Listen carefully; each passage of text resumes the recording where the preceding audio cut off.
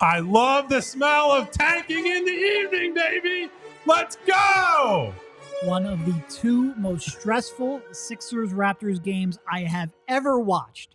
Welcome to the PHLY Sixers show presented by Bet365. Download the Bet365 app and use code PHLY365.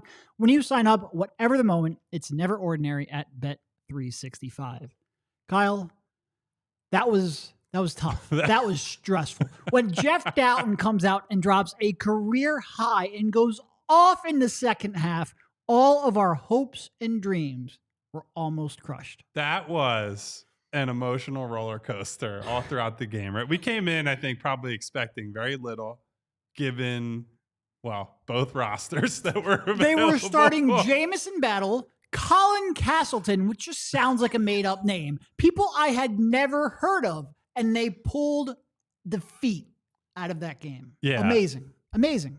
The first quarter starts, and you're like, it looks like a game that eventually the Sixers have on paper, by name, the resumes, the talent. Have way more talent. To beat this team. Toronto's it's a lot of G League two-way type players that are recent draftees, guys trying to find their way in the league. And you say, okay, maybe Kelly Oubre, maybe Quentin Grimes, these guys will get it together. And then in the second quarter, Toronto just starts shooting the lights out. They push the lead to 22. It was funny. Toronto came out and they missed their first 6 threes, right? And Kyle's like, man, they're getting a good look every trip down the floor. And the next thing you know, they made something like 12 of their next 17 threes and just opened up a huge lead. That was as clutch of a tanking loss as you're ever going to see. We were talking earlier where the difference between this season and this style of tank compared to what we went through with the process and the long rebuild was there were no big games, right? They were so bad naturally.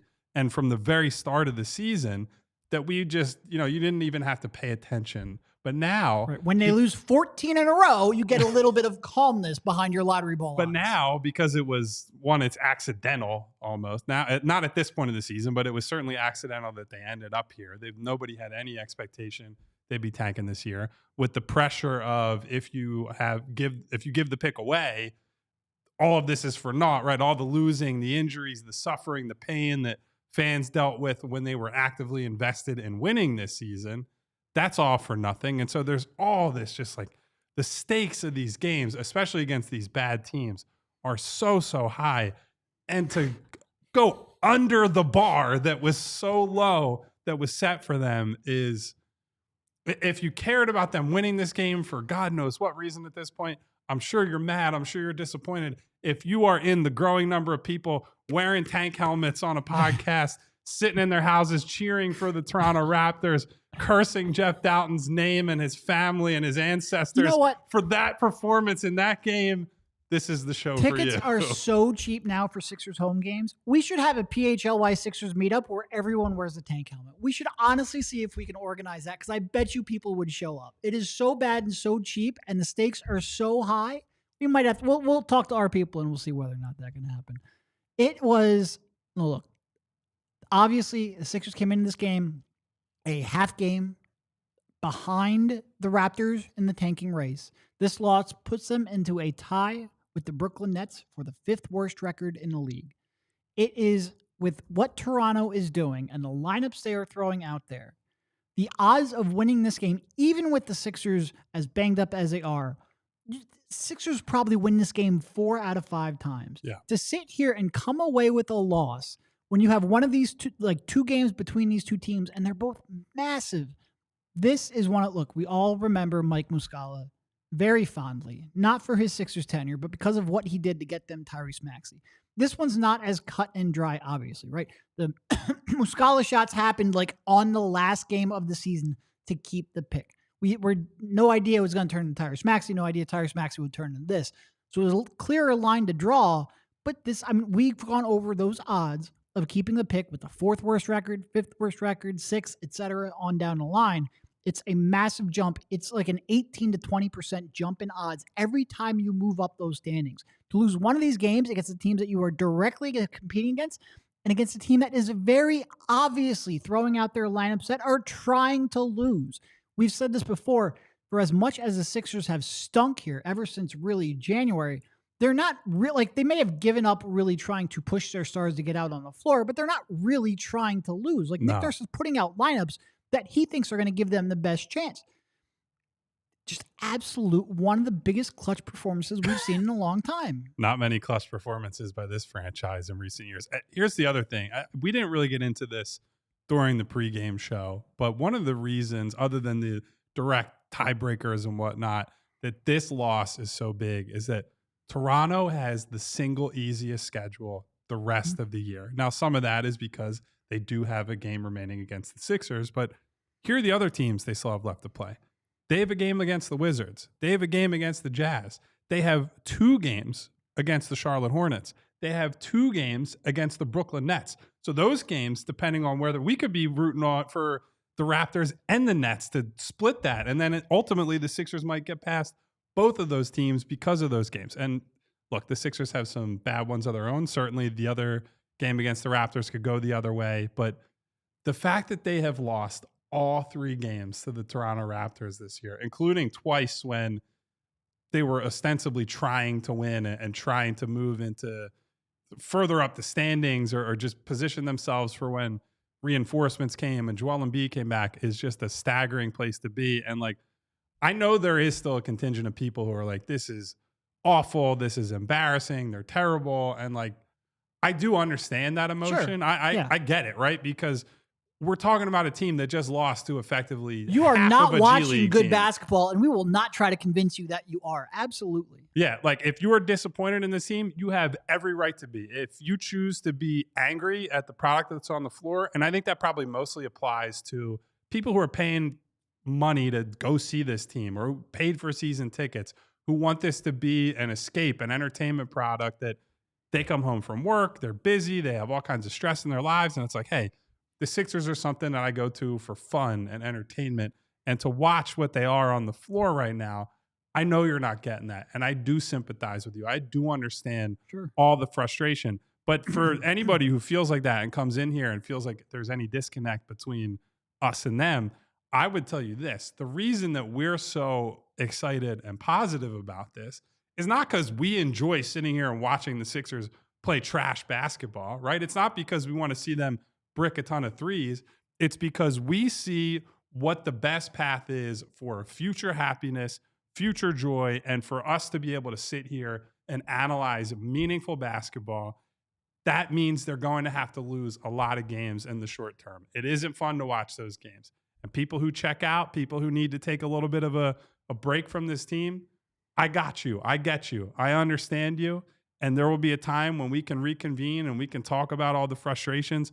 But right now, where our heads are at is that's a big loss because it gets them one game closer to trying to save this pick and potentially getting a Cooper Flag, a Dylan Harper, an Edgecombe, a Bailey, one of these guys that are blue chip prospects at the top of this draft class. Yeah. Sort of like our colleague there who has a well-deserved night off.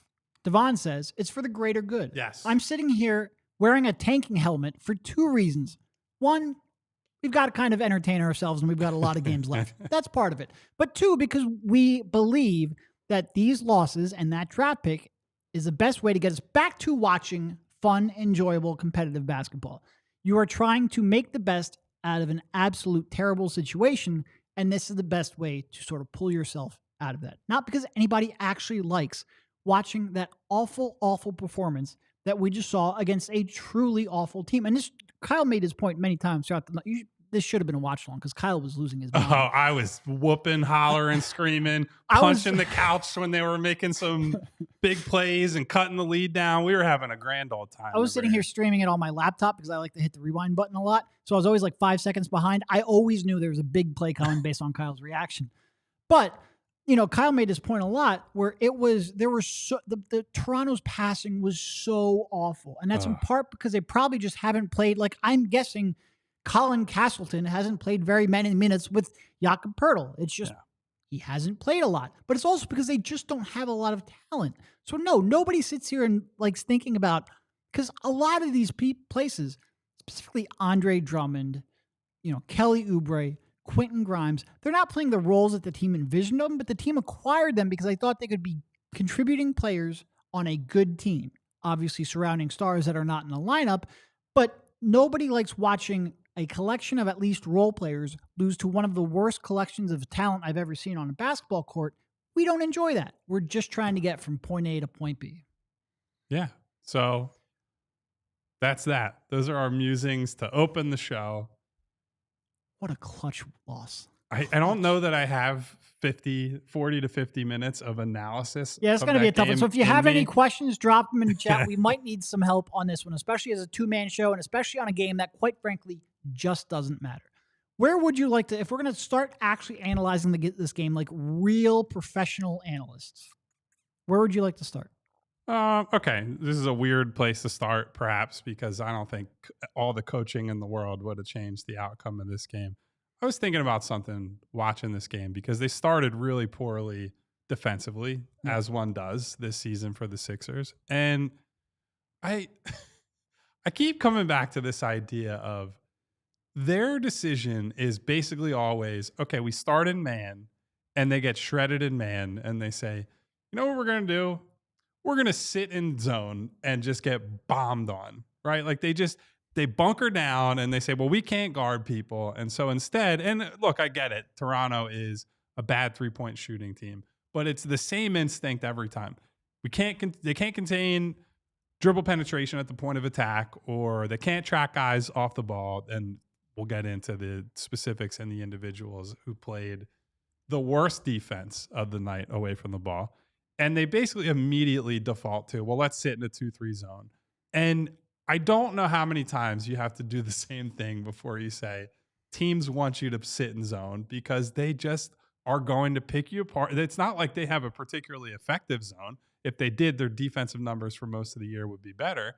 And that's when Toronto goes on that insane run in the second quarter where they make 3 after 3 after 3 after 3. I think they went on a 25-6 run? And I don't know if they expanded it beyond that. I know it was a 25-6 run going into the timeout where they got up 22 points. But it seems a little bit weird to me that they haven't figured out a better plan B, because that is the default plan B that they always go to. And they do have some things, especially with a young team. And you saw it a little bit in the fourth quarter.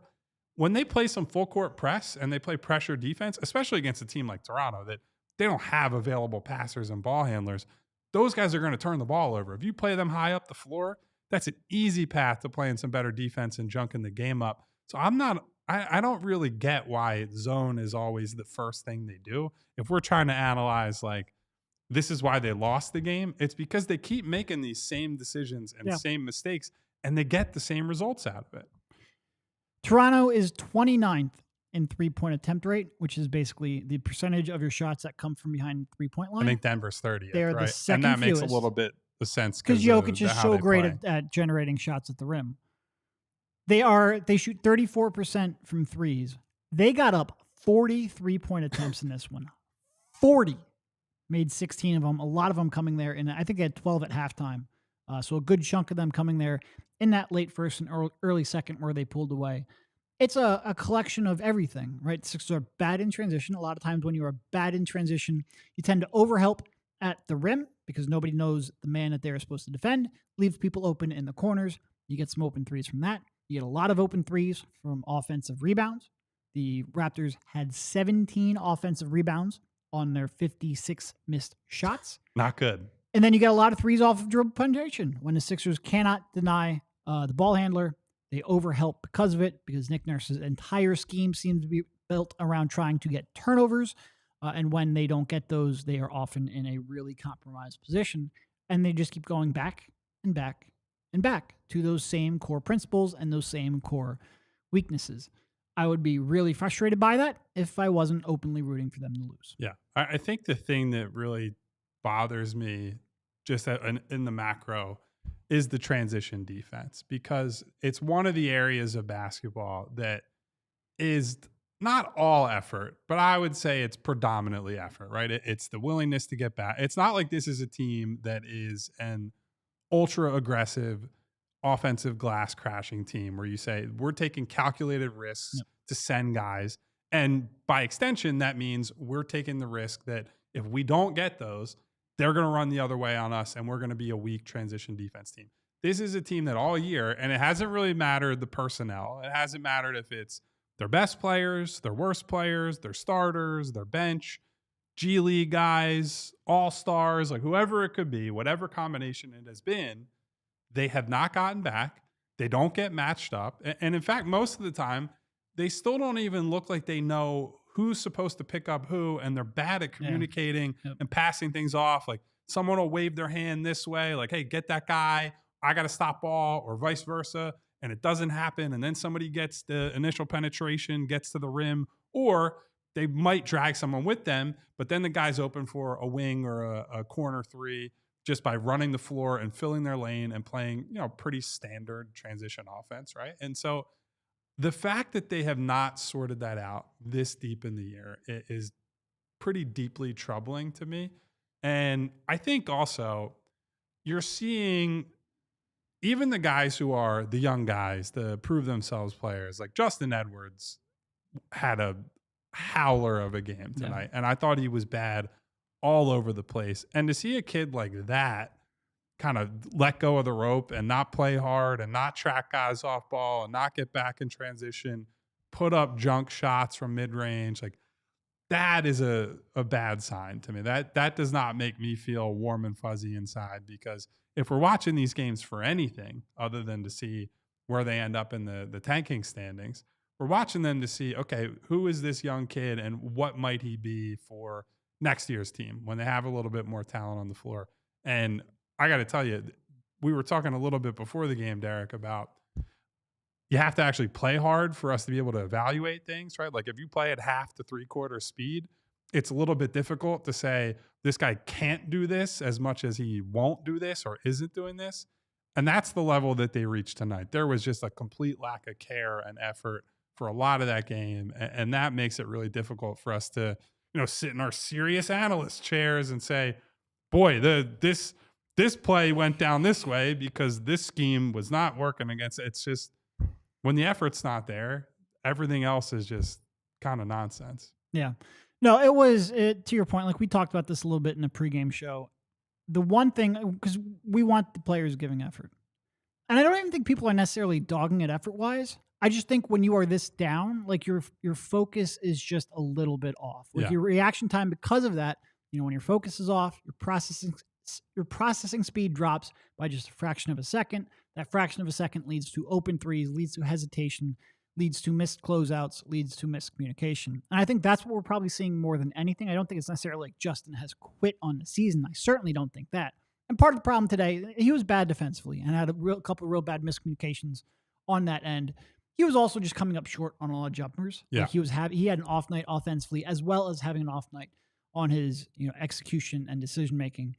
It happens. I do worry a little bit. Like it is going to get tough to analyze some of these guys. Now, good thing with Justin, you don't really have to. Like, yeah, it's a team option, but it's a team option basically at the minimum. So like you're going to bring him back almost regardless of what happens from here on out. You'll get a chance to hopefully evaluate him in a more real context to start next season.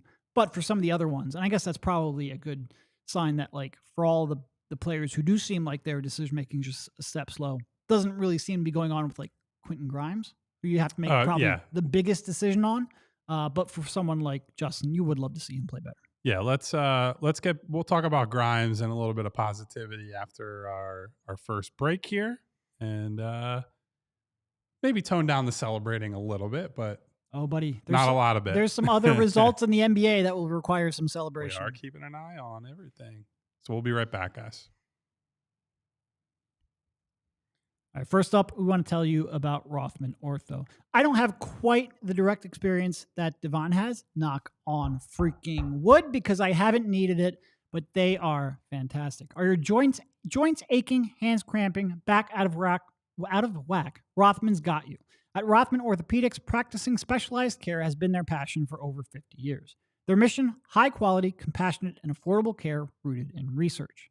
At Rothman Orthopedics, their physicians are not only specialized in orthopedics and clinical research, but they are fellowship trained to treat specific areas of the body.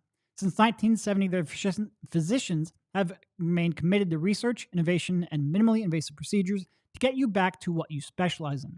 The Rothman Orthopedics, and they specialize in you.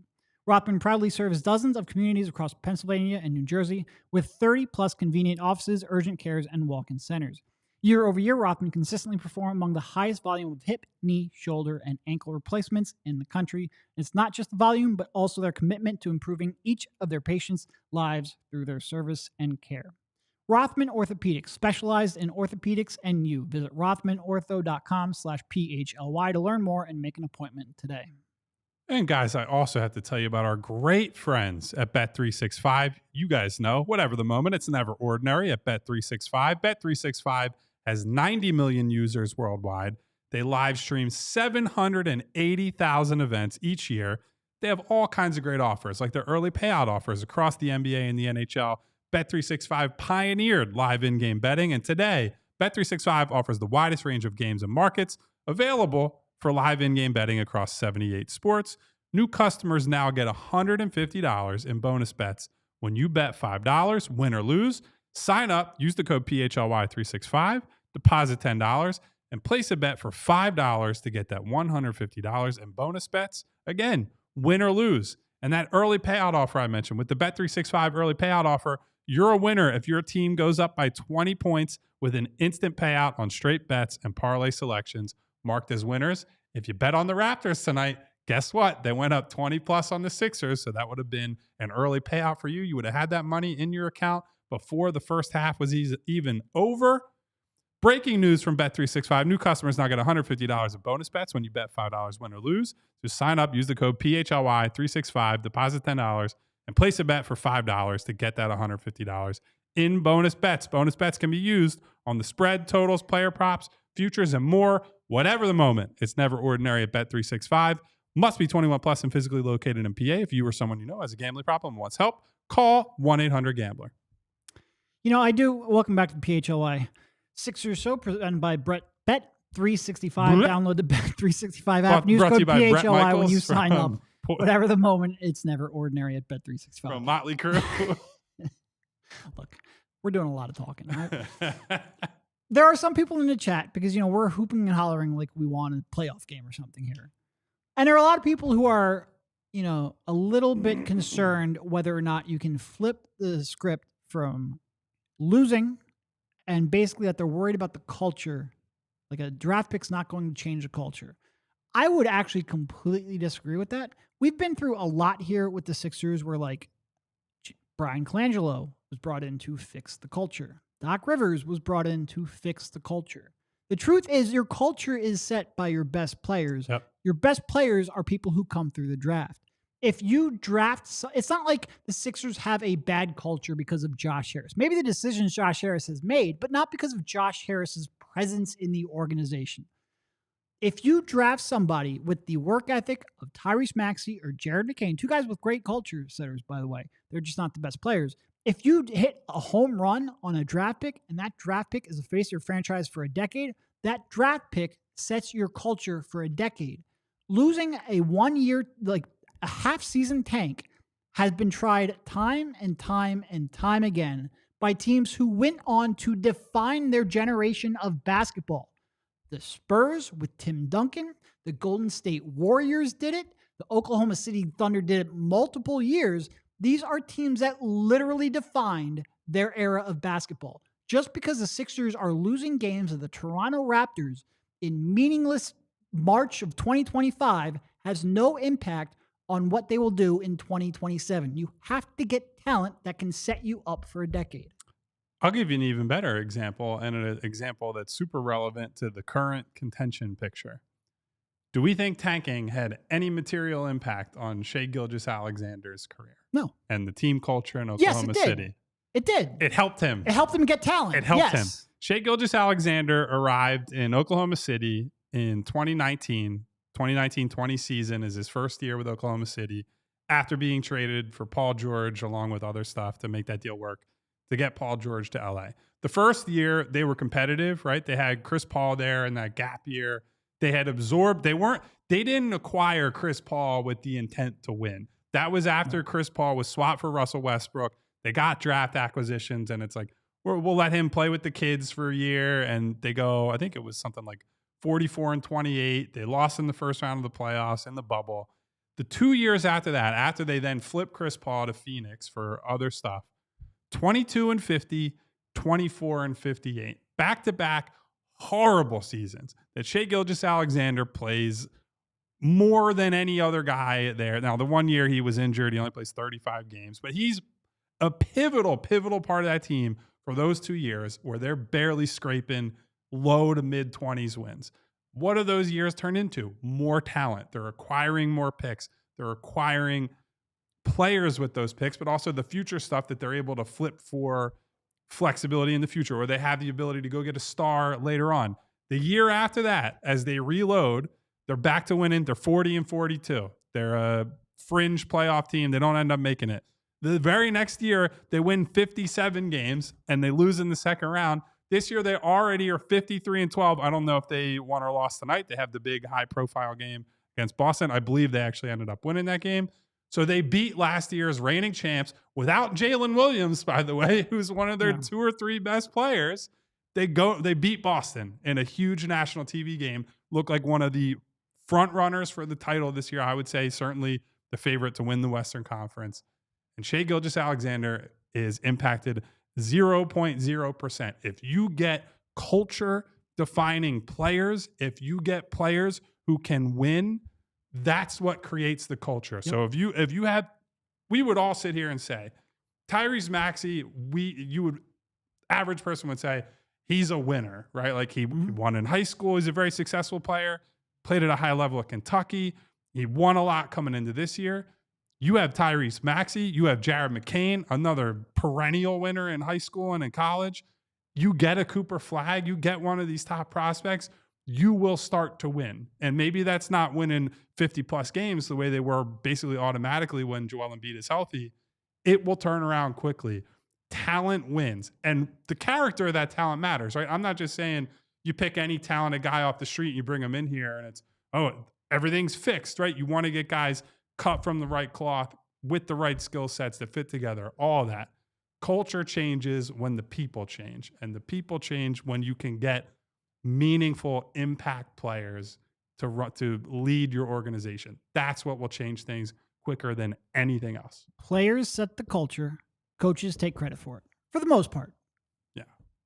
Yeah. One other comment here from Seth F. that I want to highlight, pointing out basically that the Sixers don't draft as well as OKC. In fact, he calls it generationally awful.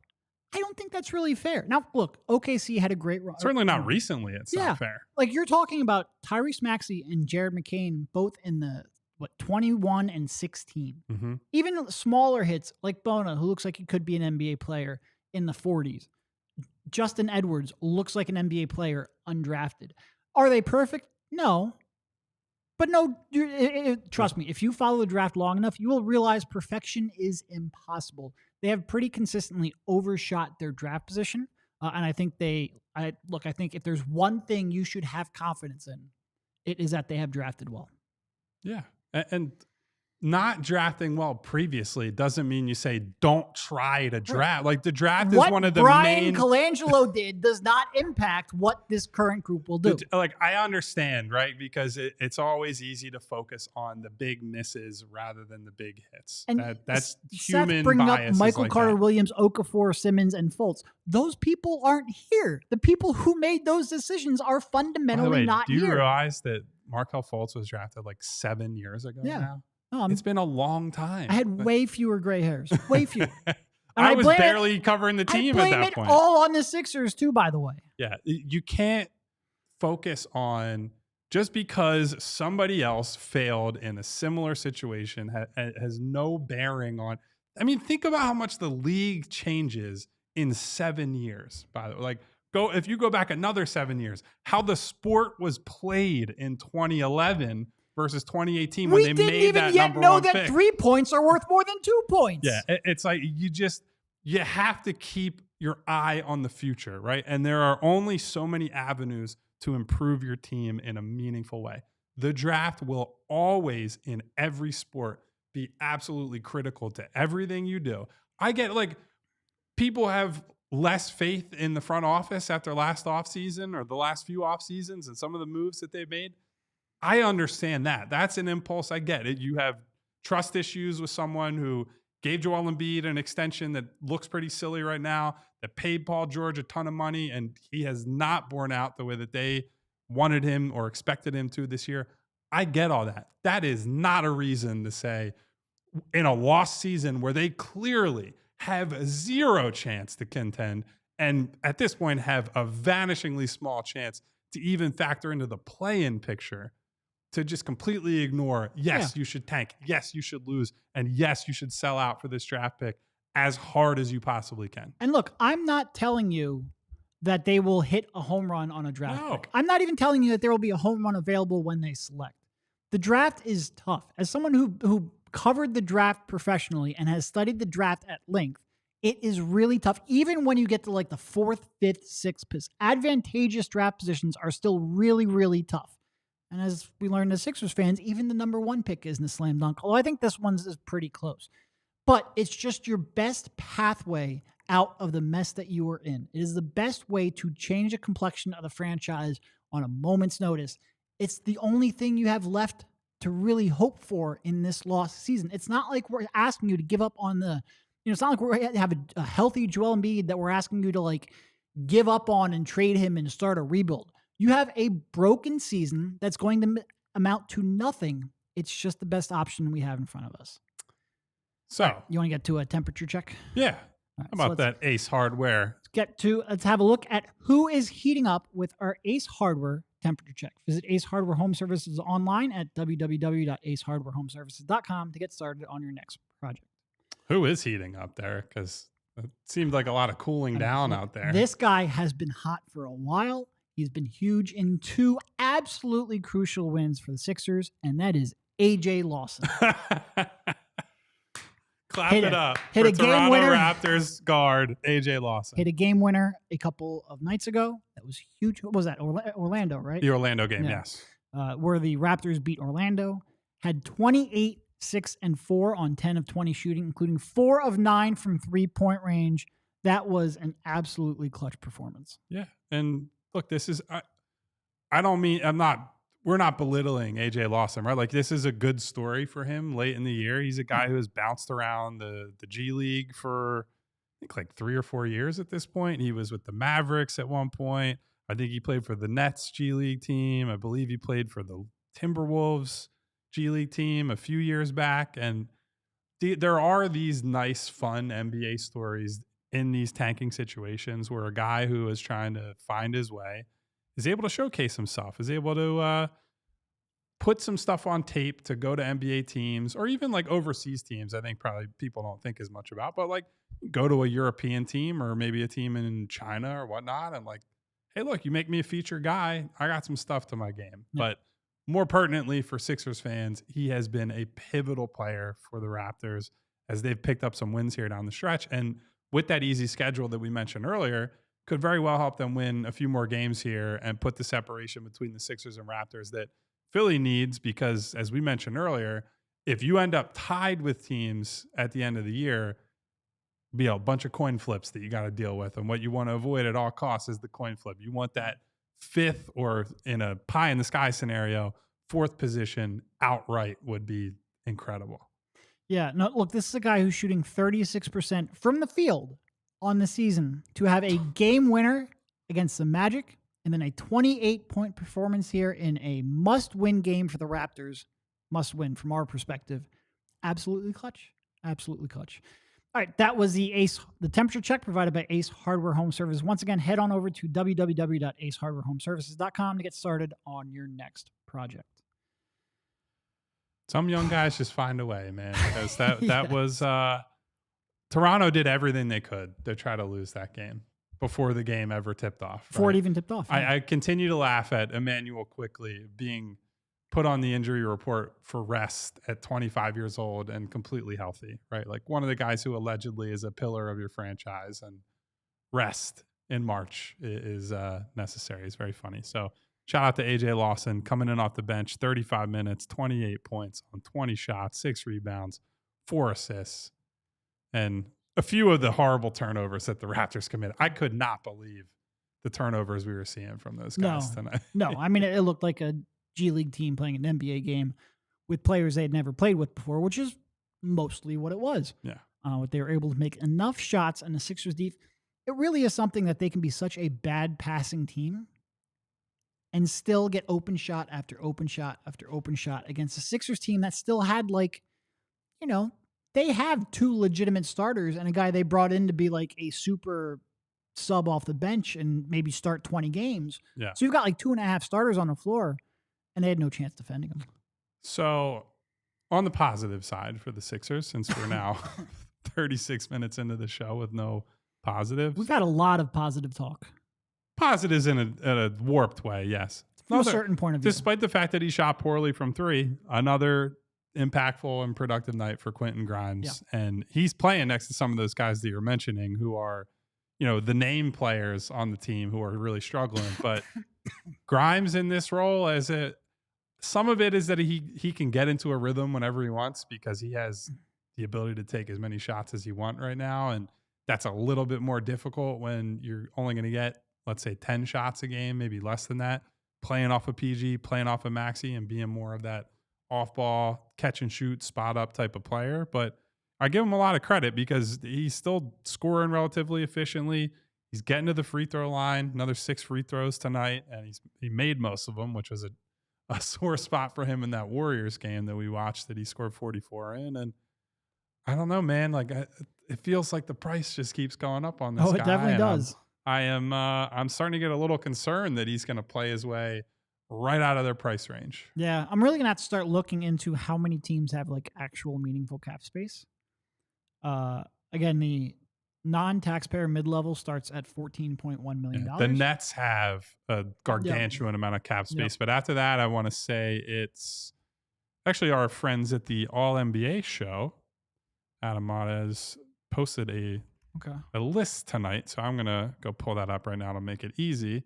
Brooklyn's number 1. They have about $92 million in cap space, so they could sign anybody. Yep, they could sign multiple anybodies. Detroit is second with 24.6. Pelicans third, 21.6. Bulls have 19.8. Rockets with 19.3. So like 5 teams that could improve upon a mid-level. Yeah, there's 9 teams with over 12 million in space, but you know, of those teams, are the Wizards paying Quentin Grimes? Well, maybe that's a bad example. They'll pay anybody a lot of money. But like, are the Jazz paying Quentin Grimes a lot of money? Probably not. The Grizzlies, no. The Rockets, probably not, because they have a lot of backcourt guys they're trying to work in there.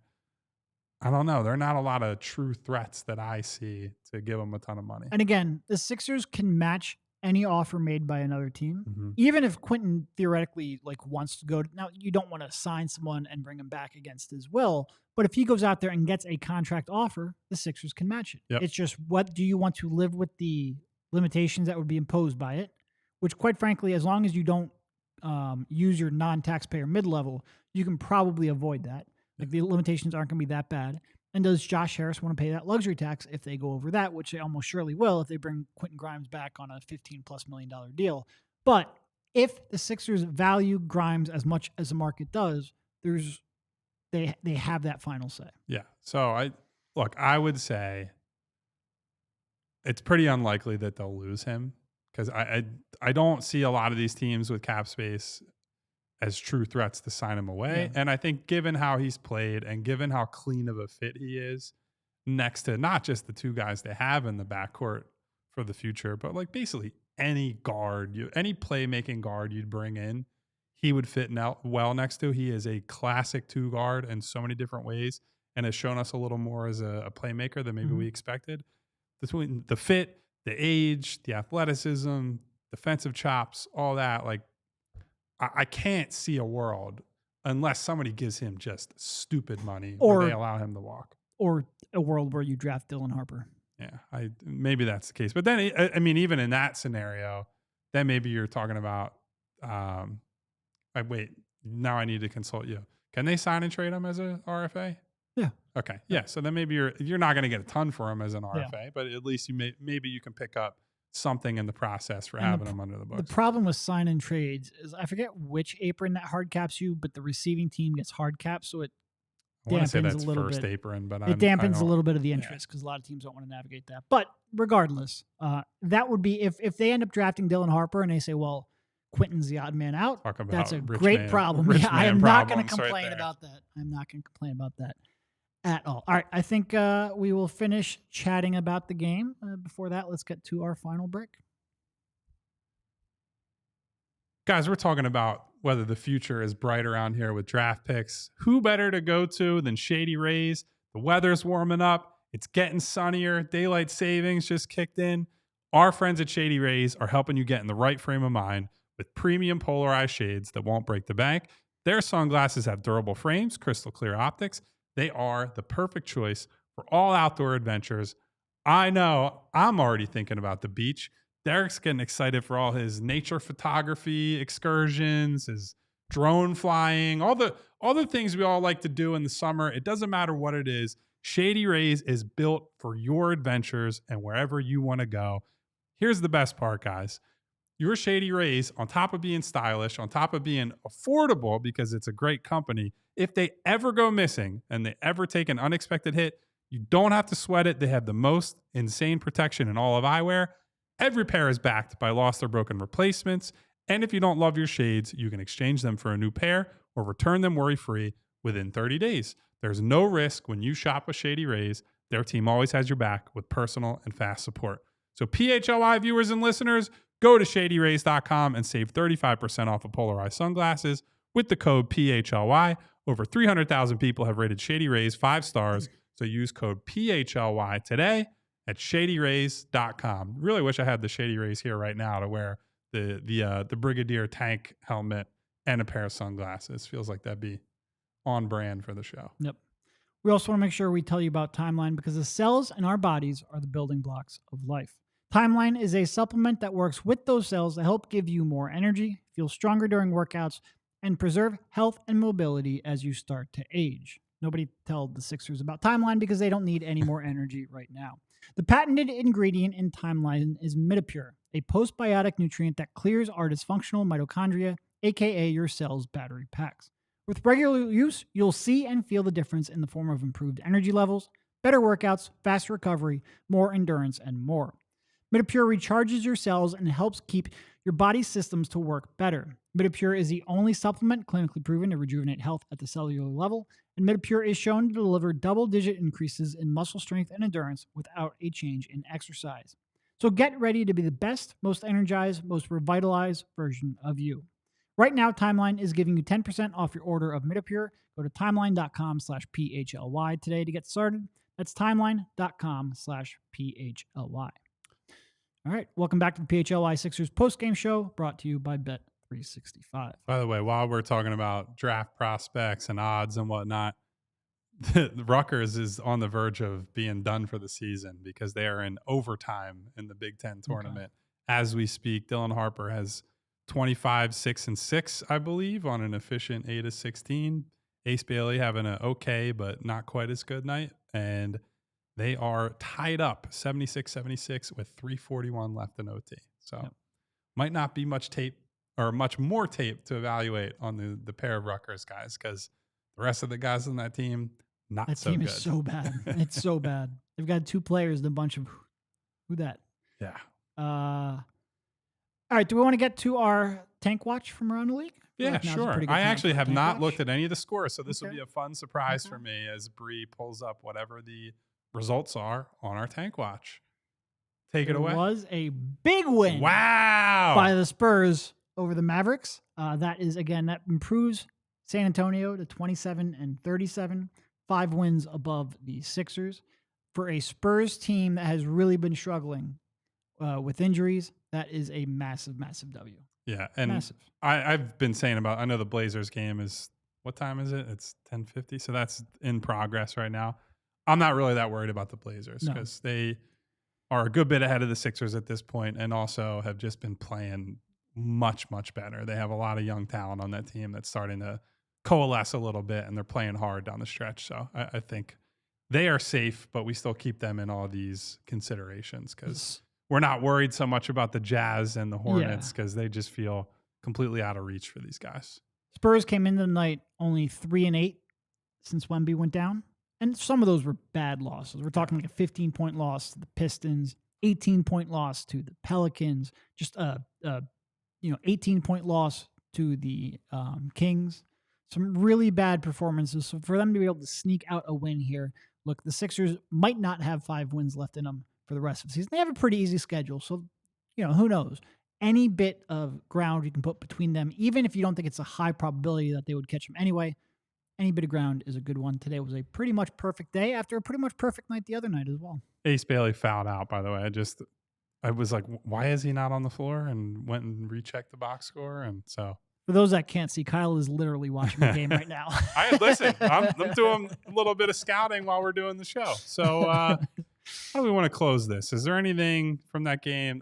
We talked about the transition defense and the effort and things like that. Is there anything that particularly jumped out at you in a bad way otherwise amongst the other guys? Or we could sit here and just say, man, Andre Drummond is cooked and they really need him to opt out of that contract. But that kind of I will say that Lonnie Walker fall was scary. Oh, that was that reminded me a lot of Jared McCain when he fell. And at that point, we were all worried. In fact, Jared went back and went through the concussion protocol, passed it, and we all breathed a sigh of relief. Of course, he then came out and found out he had a torn meniscus that ended his season. But that fall, both from Jared and then from Lonnie, was scary.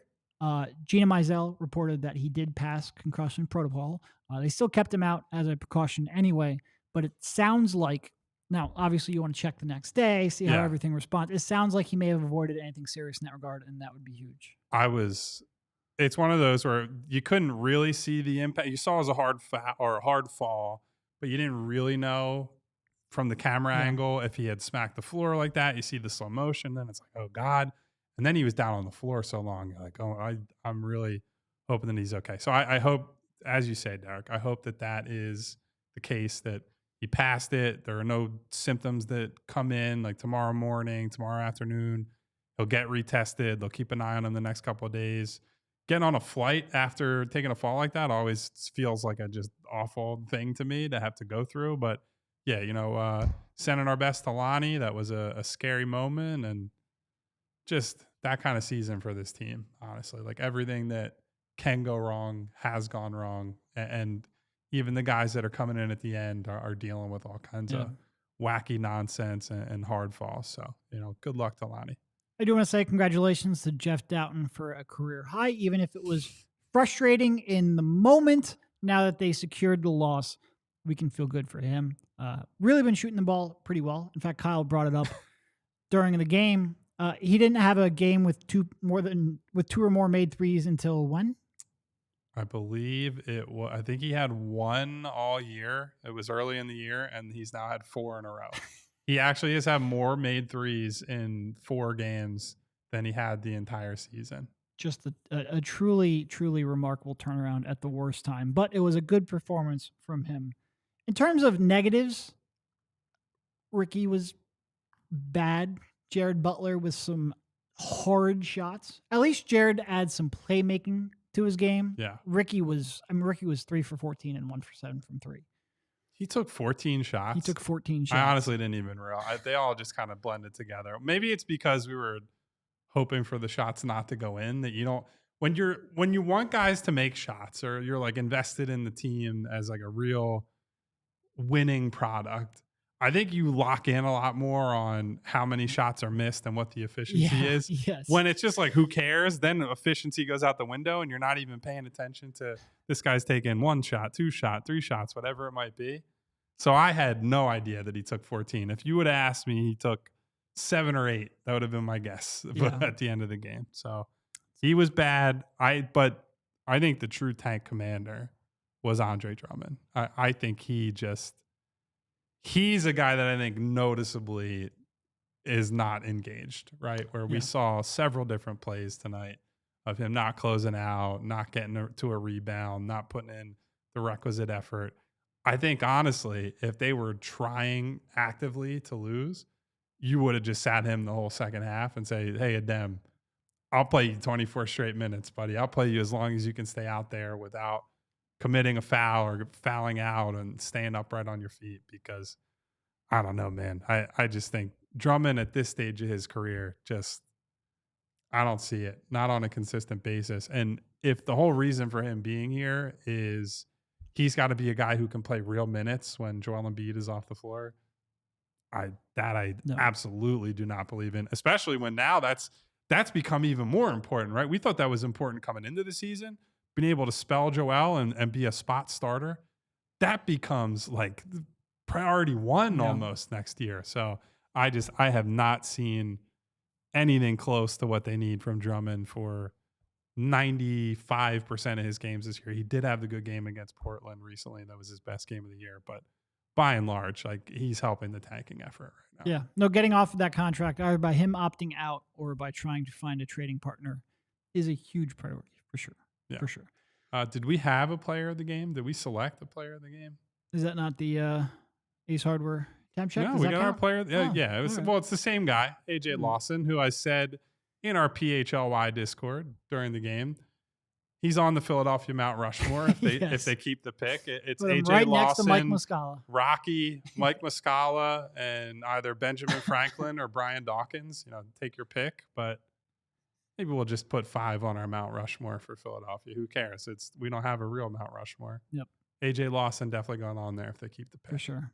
It is. We will have so many more of these games. And look, I do just want to say, like, because I know there are some people who really don't like the idea of tanking and don't trust that the draft pick is going to work out. I get both of those things. I get both of them. And like I said, I am no way going to convince you that this is a surefire thing. And especially the more we talk about the draft, there's a lot of uncertainty when you talk about 19-year-old kids and projecting how they will react to the increased competition, increased attention, and the increased money. Everybody reacts different to all three of those inputs. It's just the best option you have in front of them. I wish it wasn't the case.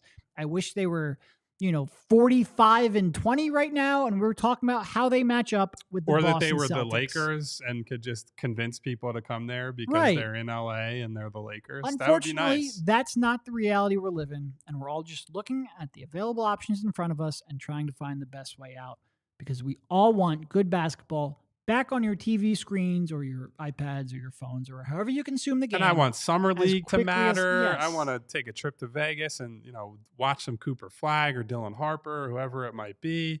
I want preseason to have buzz. I want training camp to have some meaningful storylines. Like all these things are impacted by these games right now and the results and the bounces of those dang ping pong balls that we're going to be tracking for the rest of the year and up until that lottery takes place in mid-May. I think that is perfectly said. Want to get to a roll call? Is it roll call time, baby? I think so. I don't think I have anything else to say on this. Yeah, I think this Fest. game is has petered out in terms of analysis. So It yeah, definitely has. Bree, I think it's time for a PHLY roll call. Take Devon's face off of that dang graphic. Can't even show up for work. Quitter. But Devon gets the first shout out of the night. Well-deserved night off for our guy, even though he has been popping up in the chat and hanging out with us anyway. Can't get away from us. I get it, Devon. I'll tell you what, he was in Discord like he was working tonight. Yeah. Exact same amount. We did get one super chat from our guy, Marty Bones. Says, if you could change the fates of the Carter versus Iverson shot and Kawhi versus Embiid shot, So like flip. would you? Yes, absolutely. I think that team had a better chance, but they did make the finals. I do think the 09 Sixers had a better chance of winning a title. 19, you mean? You said Yeah, 09. yeah, 19. I I don't was know. thinking Who was on 01. the I was 09? thinking 01 and 19. I kind of merged the two. I think the 19 Sixers had a better chance of winning the title if for one reason, then they didn't have that buzzsaw of the Los Angeles Lakers to go through. Yeah. That being said, I feel relatively confident they could have gotten to the finals, but you never know. And that 01 team had so many like moments that will live with you for the rest of your life. It's a tough call. Logically, like if I was my Daryl Morey, what's the best odds of winning a championship brain? I would say yes, because I think that 19 team had a better chance. But those were some great moments. Yeah. If I were trying to figure out who had a better chance at a title, I would trade it. For me, selfishly, I don't know if I am where I am today if not for that 0-1 run. Like, I still would have been into basketball, but I think that run and going all the way to the finals and like kind of the magic of that whole season is a big part of what invigorated my interest and my passion for basketball.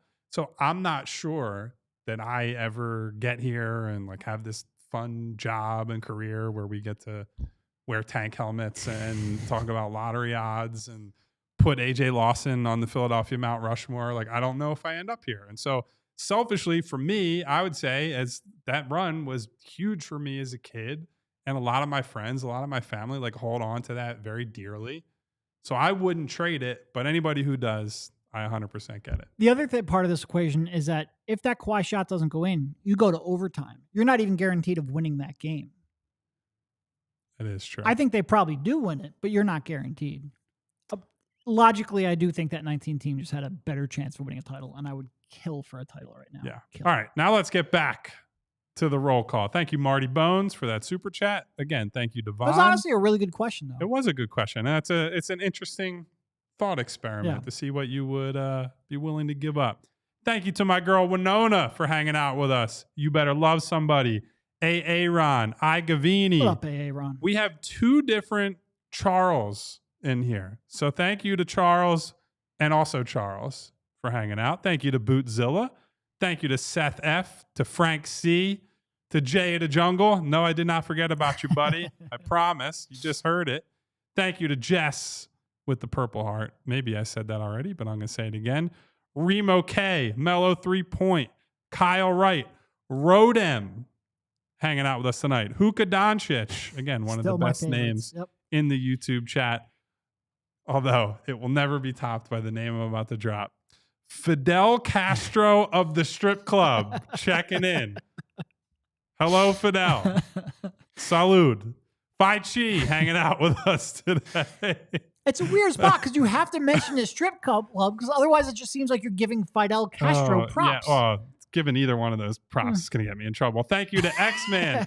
Thank you to Scott Sotan. Thank you to Mom's grandchildren who's here for us. Thank you, Mom. What up, Mom? Always hanging out with us, even when it's a late night. Thank you to the Irish Sax Man, not to be confused with the Irish Sex Man at Fidel Castro's Strip Club. Thank you to T. Harris. Thank you to JJ. Thank you to each and every one of you who was here tonight to hang out with us, including a guy named Lee Tank. That's a good way to end the show, good way to end the roll call. Guys, we are, I believe, off tomorrow. We are. Correct? We're off tomorrow. I'm not coming in, that's for sure. I won't be here. Maybe Devon will do a solo show, but we're off Thursday. Friday, we will be back for Sixers pregame and postgame against the Pacers. And then on Sunday, once again, after being off on Saturday, I think Sunday is a matinee game, right? It's a 1 p.m. against Dallas. So we'll have you for pre and post then. So join us Friday night. It'll be Devon and Rich in here. Derek and I down at the game collecting intel, giving a tank report, maybe wearing these helmets down to the game. Until then, hit the subscribe button, hit the bell icon so you get notifications each and every time we go live. And please hit that thumbs up button to help us out in the algorithm, but also, as always, to say thank you to super producer Bree, who played us in to Ride of the Valkyries like we're in Apocalypse Now because we're wearing tank helmets, we're flying into helicopters, we're talking about all kinds of nonsense. Thank you all. Good night.